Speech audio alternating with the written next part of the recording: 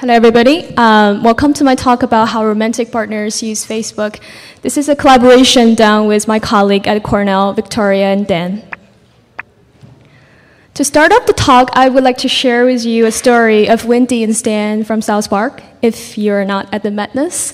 So in one of the episodes, Stan set up his Facebook account. He doesn't feel particularly enthusiastic about it, but apparently people around him does. And the next day, his girlfriend Wendy came to him and blamed him a lot for not listing himself as in a relationship. And Stan felt very confused about what to do because he doesn't want to expose too much personal information on Facebook.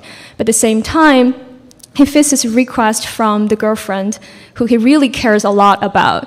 So a lot of times when we talk about online disclosure, online presentation, it's not just the individual decision-making process.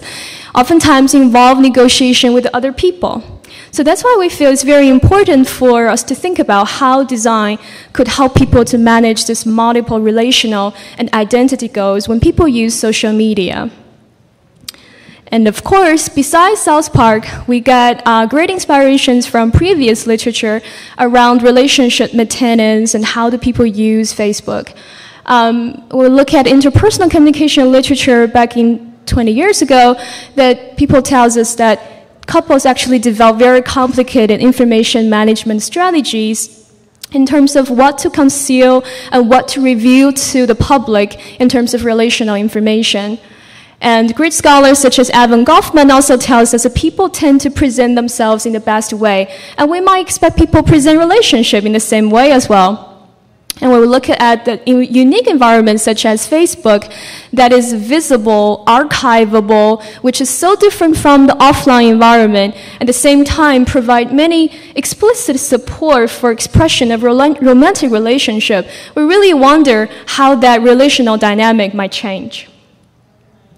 And then when we look at the literature around how people use Facebook for privacy management, and this general trend moving from this focus of sense of autonomy to collaborative privacy management, it's not just about drawing a line between me and the outside world, but more about how we negotiate and rework this privacy rule with other people, such as untag a picture.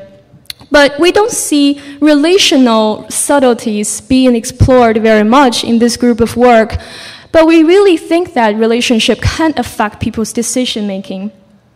So here you have our research questions. They're actually double-arrowed. We are interested in both how Facebook affects the ways couples interact with the public, and also how romantic relationships affect the ways people use Facebook. In order to explore these questions, we use a combination of diary and interview approach. So every participant will participate in a 2-week-long diary task in which we ask them to reflect on their day-to-day decision-making around Facebook, what to do, what not to do, how does your relationship affect your activity, is there anything you see or do on Facebook that kind of reminds you of your relationships? And after that diary task, we invite participants for a 1-hour interview. We have to mention that we recruit both couple participants and individual participants, so that such that 10 of the people actually participate with their romantic partner, and 10 individuals participate themselves. And the reason we did this is because we want to invite this live discussion and negotiation of disagreement. When we might expect that in the couple interview, but we also want individuals to be free to express their true feelings. That's something they might not be able to express when their romantic partners are present. So we analyzed both diary and interview data. Here's what we found. We actually found a wide range of Facebook use and activities that's around how people express relationships, such as using relationship status, pictures. Those two are the most commonly mentioned one. You can read our papers to get more about this part of the finding, but in this talk I will be more focusing on the thing that really strikes us as really interesting to us is that's the tensions people seem to manage when they do decision making and strategies people develop. The first layer of tension we discovered is hours tension, meaning how much information we want to put out there about our relationship. And people have this opposing need to be both private and public. And I want to show you in this set of opposing quote from our participant, this girl was talking about, it's not like I want to post relationship status, but my social network will really make fun of me. So if it's not there. So people have this need to satisfy what third party really wants in this case. And just to explain a little bit, P6F means pair, 6, female, and if it's I, it means individual. As opposed to this guy was talking about, well, I don't think I need to disclose any information simply because close friends might want to know, but I don't see the necessity to let everybody in the network to know. So clearly you can see this mixture of audience has been a concern. This uncertainty about public feedback really holds people back from disclosing relationships. Here is another set of opposing quote. And you have, I want to disclose that information is because I never get a girlfriend, and as soon as I get one, I really want to advertise to the whole network. So clearly, sometimes the need to promote your self-identity could align very well with relational needs.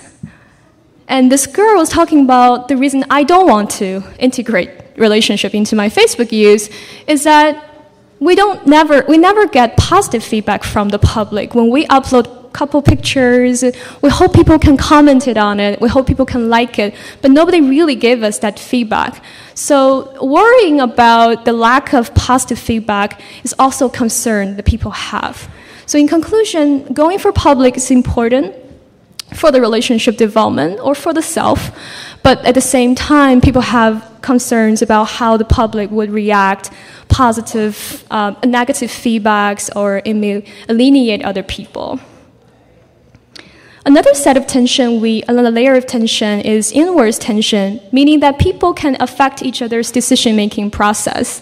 And people end up being either more collaborative in their decision-making or more autonomous.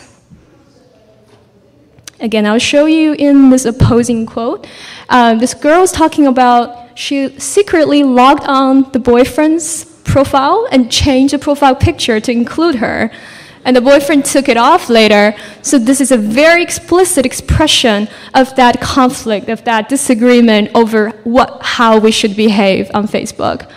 Versus you see this guy was talking about, I made a naughty joke on one of the mutual friends' wall, and the girlfriend got really angry, so I took it off.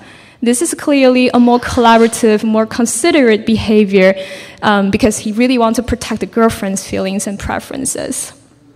So one thing I need to point out is that the reason why people have expectation for each other's behavior is because there's a visibility and awareness Facebook affords. You can clearly see how your partner is interacting with third party, which you don't often see in the offline environment. So that really intensifies this internal tension. Okay, so we see people struggling, we see people have difficulties, but at the same time, people are very smart and they develop a variety of strategies to deal with those tensions. And here are some commonly mentioned ones. Mutual rules. So this participant was talking about, we just set a rule, never talk about relationship at all on Facebook, and that's how we avoid that tension. Different features with shared meanings, meaning that people seek shared relational meanings when they deal with different use of Facebook features. This girl was talking about, even though my boyfriend didn't list me in the profile picture, I still get that affirming feeling because we are listed as in a relationship. Different spaces for relational expression. This guy was talking about, me and my girlfriend have very different behaviors about how we manage our pictures. And we came to a middle ground where we agreed that you can do whatever you want to do in your space, but on my individual page, I really would like to have a sense of autonomy over there. And this strategy is least mentioned by our participant, but it's a very interesting one. So in order to avoid that confrontation with her boyfriend, this girl listed the relationship status only visible to her boyfriend. It's a very sneaky way, but he can deal with the tension in that way. So in conclusion, we learned something about how do people make decisions, how do people affect each other's decision-making process. And I really want to visualize it to help you understand better. So we have Wendy and Stan and their social network around them. Say hi to their best friends. And somewhere along their development of the relationship, inevitably they have to integrate romantic relationship into the way they interact with other people in the social network. And each individual might have a threshold about what's the appropriate amount of information I feel comfortable with about disclosing. But you also have an arrow coming from the relationship that really we are going to affect each other's behavior and decision making. And some couples end up being more collaborative, they compromise a lot, they agree a lot, versus other couples might choose to be more autonomous. And one thing we need to point it out is that this yellow dot might change according to different situations that you are dealing with, or it might change according to which relationship stages you are at. And what's really get complicated is sometimes it's not just thinking about what you want, what your social network wants, and what your partner wants. If you end up being a more collaborative couple, sometimes you have to think about what the social network of your partners really want. So that's really get complicated. As shown in this quote, this is from a discussion from a pair interview. The guy was saying, relationship status is there because you want it. And the girl was like, it's not because I want it, because you don't have engineering boys to bother you all the time. So the point is, it's not just about context collapse for your own social networks, it's also about your partner's context collapse with your context. So these findings about tensions and strategies make us rethink some of the previous literatures around privacy management and relationship maintenance. As we can see, it's not just about developing a more fine-grained privacy mechanism. Sometimes relationships really affect how people make decisions. And also, it might be a good extension for previous literature around how people develop relationship, because in the offline environment, people often can develop different strategy, different space, and your partner doesn't need to know what you are doing to your social network. But in an online environment where everything becomes very visible, those tensions might become intensified. The findings also inspire us to think about possible design spaces, solutions. So how can we make people's life better? One thing we noticed that participants actually use Facebook as sort of a context to understand and reflect on their relationship. So I think maybe social media is not just a space for personal identity management. It's not just about personal exhibition. Is there a space for relationship as well? So I want to put those very abstract words into specific case design examples for you to think about this issue. So one participant compared Google Plus with Facebook, and at that time, those two are very different because Google Plus doesn't, it has a circle, so you can share different things with different people. And the girl was talking about, yes, it helps me to manage this disclosure to different groups, but I don't know what my boyfriend is doing to his social network. That really worries me because I really want that visibility and awareness. So sometimes when we focus on individual autonomy for privacy, we might lose some of the relational subtlety or something people really value in a relationship. And as we're moving forward and thinking about what would be a good design solution for this, and I'm not saying this is a perfect solution, but I want to present you an alternative design case. This is a Chinese version of Facebook.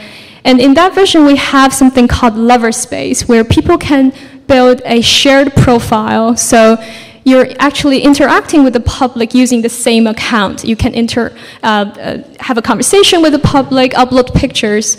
And we think this might alleviate some of the tensions because people don't feel they have to put everything together on their individual page. So you create a separate space for them.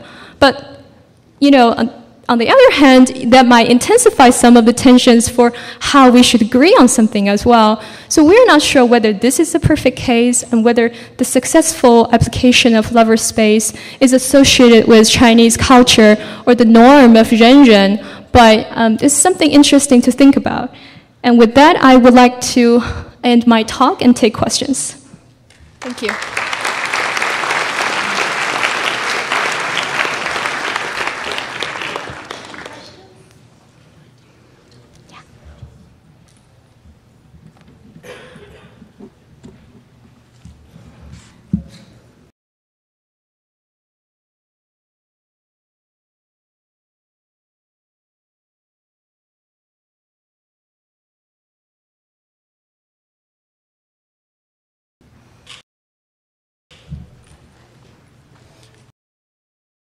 Hello.